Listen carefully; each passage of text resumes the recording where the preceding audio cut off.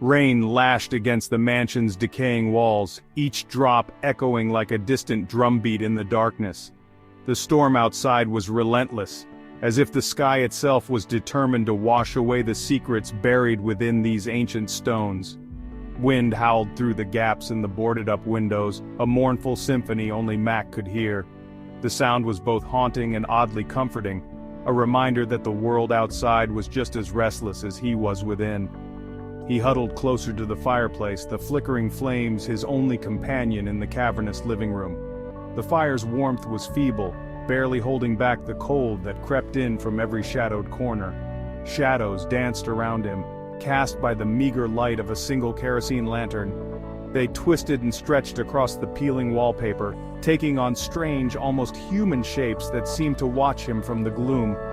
He took a slow sip of lukewarm coffee, the bitter taste doing little to chase away the chill that permeated the air, a chill that seemed to seep from the very stones of the old house. His breath hung in the air, a ghostly mist that faded as quickly as his hopes for comfort. It had been a mistake, he knew, buying this derelict place. A foolish dream of restoring it to its former glory. The grandeur he'd imagined now seemed laughable, replaced by the stark reality of crumbling walls and endless silence. The faded portraits on the walls stared back at him, their eyes hollow and accusing, as if they too mourned what the mansion had become. Dust motes drifted lazily in the lantern light, undisturbed by time or hope. Now the mansion felt more like a tomb. Every room was a mausoleum of memories, every hallway a passageway to forgotten dreams. A sudden gust rattled the windows, and the floorboards groaned beneath a weight they were never meant to bear. The house seemed to sigh and shudder as if protesting his presence. Mac shifted uncomfortably, his gaze drawn to the worn, uneven surface of the floor.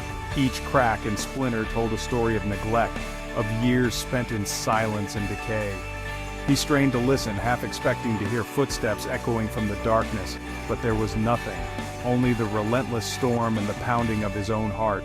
A deep, primal unease settled in his gut. He was alone, utterly alone. The night stretched before him, heavy with the weight of things left unsaid and fears yet to be faced.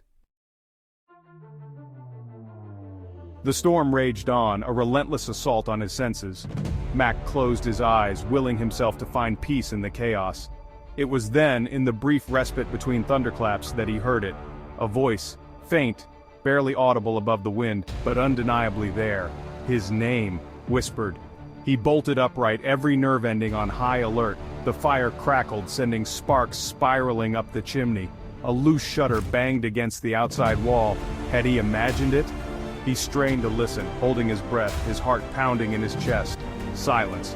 He was about to dismiss it as a trick of his imagination when he heard it again.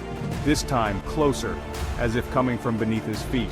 His name, uttered with a chilling familiarity. It was a voice he knew or thought he knew but couldn't quite place. He rose slowly, drawn by an unseen force, and approached the spot where he'd heard the voice. The floorboards creaked ominously under his weight. Kneeling, he ran his fingers along the rough-hewn wood, searching for any sign of an opening, and then he felt it. A slight give, a subtle difference in the texture of the wood. With trembling hands he pried at the floorboard, his pulse quickening as it yielded with a groan of protest. Beneath, hidden in the darkness, lay a staircase. A cold, musty air wafted up from the depths, carrying with it the scent of damp earth and something ancient, something undeniably sinister. He shone his lantern into the abyss, the feeble light swallowed by the impenetrable blackness. He hesitated, fear warring with an overwhelming sense of compulsion. He had to know. Step by cautious step, Mac descended the creaking staircase, each footfall echoing through the silence like a warning. The wood groaned beneath his weight, threatening to give way at any moment, and every shadow seemed to stretch and reach for him as he passed. The air grew colder, heavier, as if a weight were pressing down on his chest. With every breath, a chill seeped deeper into his bones, and his breath hung in the air, a ghostly mist that seemed to linger longer than it should. The voice, no longer a whisper, echoed around him, growing in intensity with each step he took. It bounced off the stone walls, twisting and distorting, making it impossible to tell where it was coming from, or if it was even real. "You're getting closer!" it hissed, a serpentine whisper that seemed to slither around the edges of his sanity. The words coiled in his mind, tightening with every heartbeat, making him question whether he was truly alone. His hand trembled as he held the lantern aloft, its dim light revealing walls of packed earth and the rough-hewn timbers that struggled to support the weight of the mansion above. The flickering flame cast monstrous shapes that danced and writhed, making the basement feel alive with secrets. The air was thick with the stench of decay and the lingering aroma of something acrid, like burnt offerings. Every breath was a struggle, the musty scent mingling with something far more sinister, an odor that hinted at forgotten rituals and long-buried memories. The deeper he ventured, the more disoriented he became. The corridors twisted and turned, each one looking more unfamiliar than the last, as if the basement itself was shifting to keep him lost within its depths. It felt as if he were walking not just into the bowels of the house, but into the darkest recesses of his own mind. Every step forward was a descent into uncertainty, where the line between reality and nightmare blurred, and the true terror was not what lurked in the shadows, but what he might discover about himself.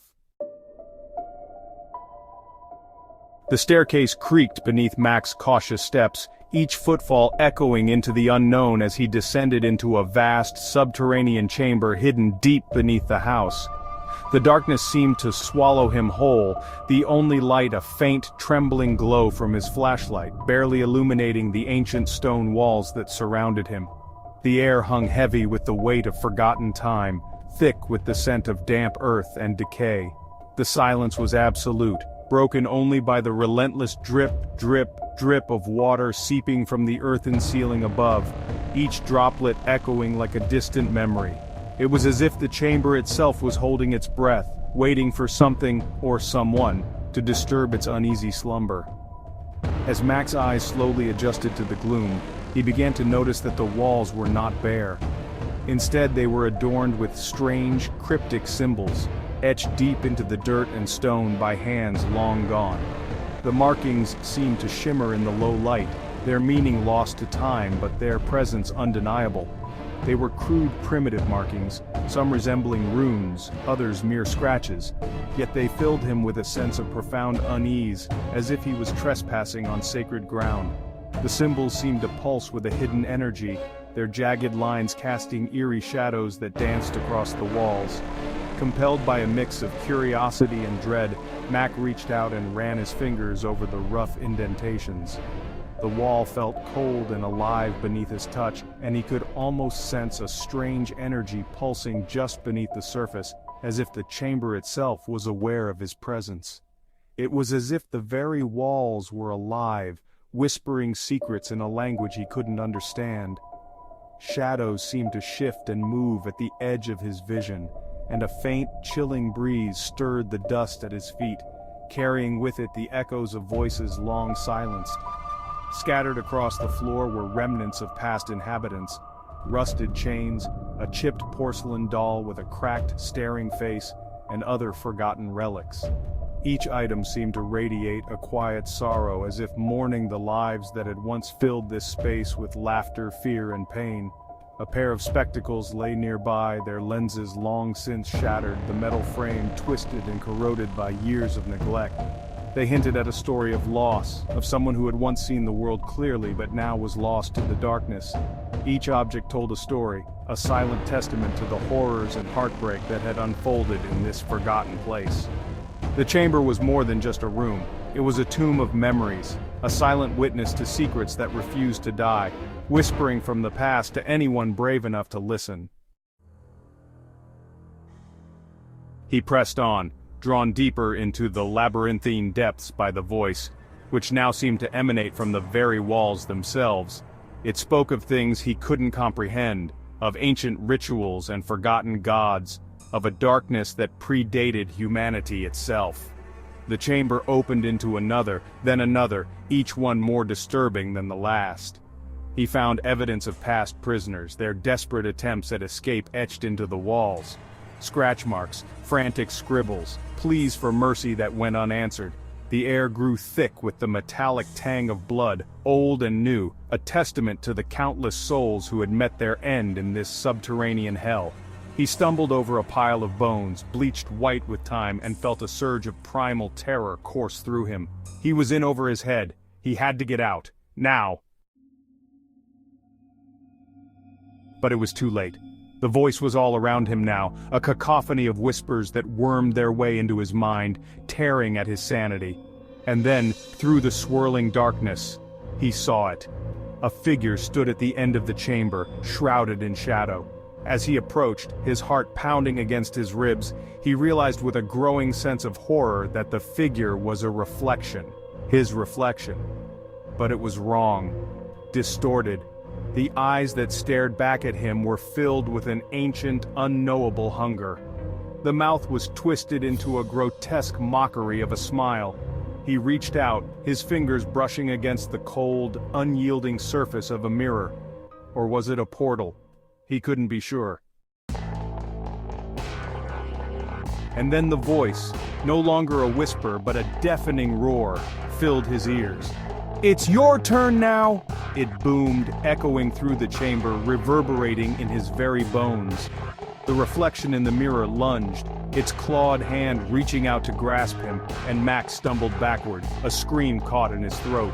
The ground seemed to shift beneath his feet as the walls of the chamber began to close in, the air growing thick and suffocating.